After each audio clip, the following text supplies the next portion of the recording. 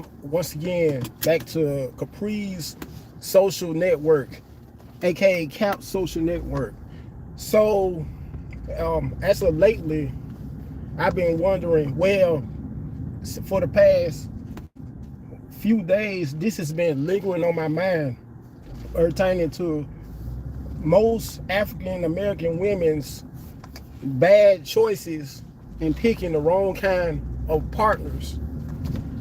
And it just so happens that after wondering about it and having it lingering on my mind, maybe, just maybe, due to a lot of them growing up in households not knowing their biological fathers, and in some cases instead having stepfathers, just maybe that's always been one of the main factors in why Black American women, a lot of them, not all of them, but a high number of them though, usually make not so good choices in picking dating partners, and in some cases even marriage partners. Because how many of you see videos on behalf of Facebook, if not Facebook, TikTok, and other social media platforms where a lot of Black American women go as far as talking about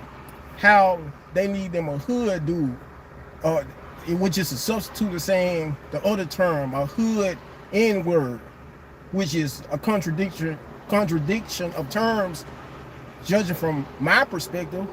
Anyway, and that's a whole different topic for a whole different video at a whole other time.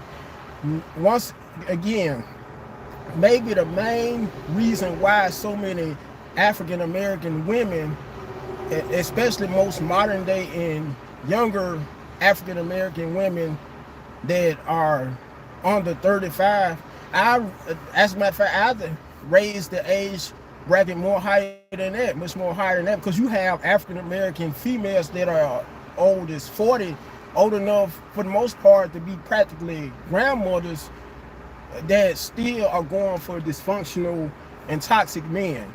I'd never be able to understand it. I mean, it could be due to some of them growing up in households where, as they never got a chance to interact with their actual fathers, and because they didn't really have a positive male role model growing up. It could also be due to how a lot of their mothers, even their grandmothers, were in toxic relationships with toxic men all throughout their younger years, both their grandmother's younger years and their biological mother's younger years. And not only that, to add to that, in addition, a lot of Black American females grew up in households as well where they became accustomed to seeing a lot of strange men being brought to their homes due to their mothers choosing to have sex, engage in sexual activities or fornicate with men other than their actual fathers. And in most cases, their mothers, every time their mothers would bring a strange man to their homes, I'm rolling the windows up just so you can hear me a little bit better. Chances are the men were always some of the most dysfunctional or toxic men that they could end up introducing to them. And I know for some of you women, you few women, because the majority of my audience is comprised of males, I'm sure a lot of you fully grown women could attest to when you were little girls coming home hearing moaning sounds from your mother as a result of her fornicating with strange men, strange random men. For instance, you may have came from school after walking home from school and having to catch the bus, only to come inside the house and hear loud moanings from your mothers as a result of interacting in all kinds of sexual activities with random men, with strange men, and in most cases men that weren't any good for her, men that would usually dog her out, with call her all kinds of derogatory names. And just maybe for all you mature Black women, the few of you that follow my channel, that's one of the main contributors of why you have always been attracted to dysfunctional men, some of the most dysfunctional, some of the most toxic men. And not only that, let's also blame the media as another factor, because how many movies do you usually see whereas the man, the black male, in most urban movies, the black male is always depicted or perceived as a hood dude, a gang banger, or if not that, usually a pimp or a womanizer. I mean, I have came across so many movies, y'all, on Tubi that always depict some of us African American males in some of the most negative fashions.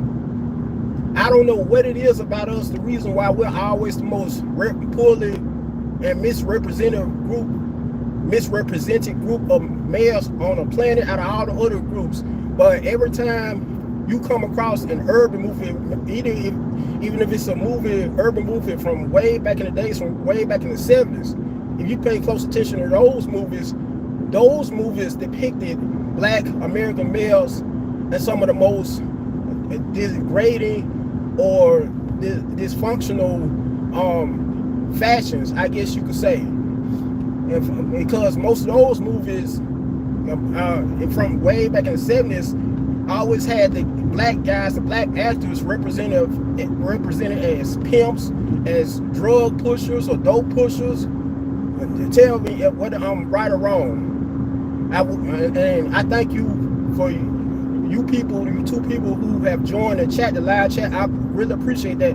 I also appreciate the person that has given me a thumbs up so far. I'm not able to, although I would love to be able to have the opportunity to check the live chat to see who all has joined, but I'm not able to due to me driving. So my apologies on that behalf.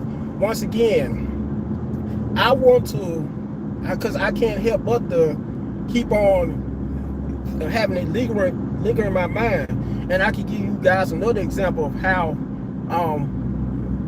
black American women, I know there's groups of other women, other races, nationalities, ethnicities that choose the quote unquote bad boys, but I'm talking about you black women specifically, about me being a black man.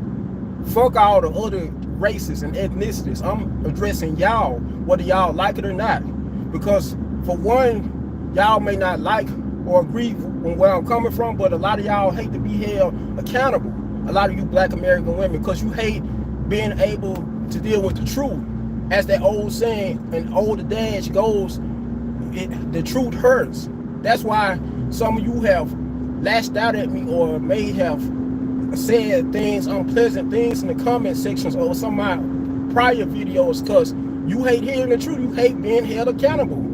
And you can ask any other male content creator, whether it's on behalf of TikTok, YouTube, some other platform, social media platform, any of us, any of the other male content creators, I guarantee you black male content creators will agree with me how a lot of you black American females hate to be held accountable, hate to take full responsibilities for your actions, for your poor and fucked up choices in picking dating partners, and in some cases, marriage partners.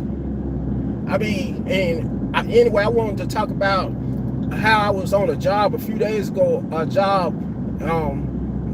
temporary job. This one black American female who happens to be in her 30s, somewhere in her 30s, happened to be talking to a guy. By the way, she completely ignored me, which in a sense bothered me, but then again, after taking one good look at her, I could understand why she was all standoffish towards me. She happened to be talking to another black male who happened to be one of those guys who I could tell heavily indulges in smoking a whole lot of weed. Excuse me for that phone call, which is a robocall. Anyway, she happened to be talking to one black American, one black guy. Let me stop saying black American so guy, but another black co-worker of mine who happened to be a guy with long dress, dark skinned dude, darker than me, who happened to fit the description of somebody who happens to indulge in smoking a whole lot of weed. I can tell by the lips, whether you know it or not. Some of you who may not be familiar with weed smokers, they have those heavily dark, polluted lips. And he has a couple of tattoos, although you could barely see him on his arms. Anyway, she was talking with him and joking with him, but when it came to dealing with me, she acted like I was invisible for the most part. Now, on a scale of a 1 to 10, I would give her around a 5.5. One reason why is because she has a little bit of weight on her. Her face is semi-cute, although she has the mentality where nobody could tell her shit, where she's very arrogant. She comes across as. Anyway, he happens to be one of those, the guy who she was talking to when joking with happens to be one of those hood type of dudes. Anyway, it doesn't depend. It doesn't matter where you are. Whether you may encounter women on a job, in your families, or elsewhere. To all my fellow black men that's listening to this live stream, most African American women choose some of the most dysfunctional and toxic men. As a matter of fact, and to prove it even more, whether you know it or not, some of the most and sexiest black women always go for some of the most toxic and dysfunctional men. Once again, and I wanted to try to end this video as soon as possible due to me driving. And anyway, let me know what you guys think on whether it's due to a lot of black American women's poor dating choices and men, and is it due to their strained relationships when a lot of their fathers, how a lot of them never ever had close relationships with their biological fathers growing up as girls, as little girls.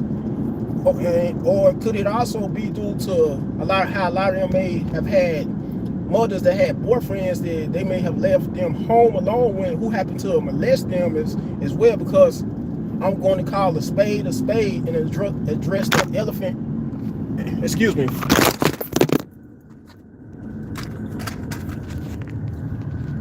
I'm going to call a spade a spade. I always have my phone on a phone mount and talk about how child molestation is running very rapid in the black American community as well. Once again, I'm sorry folks about that, but I always have a hard time having my phone mount attached to my front windshield.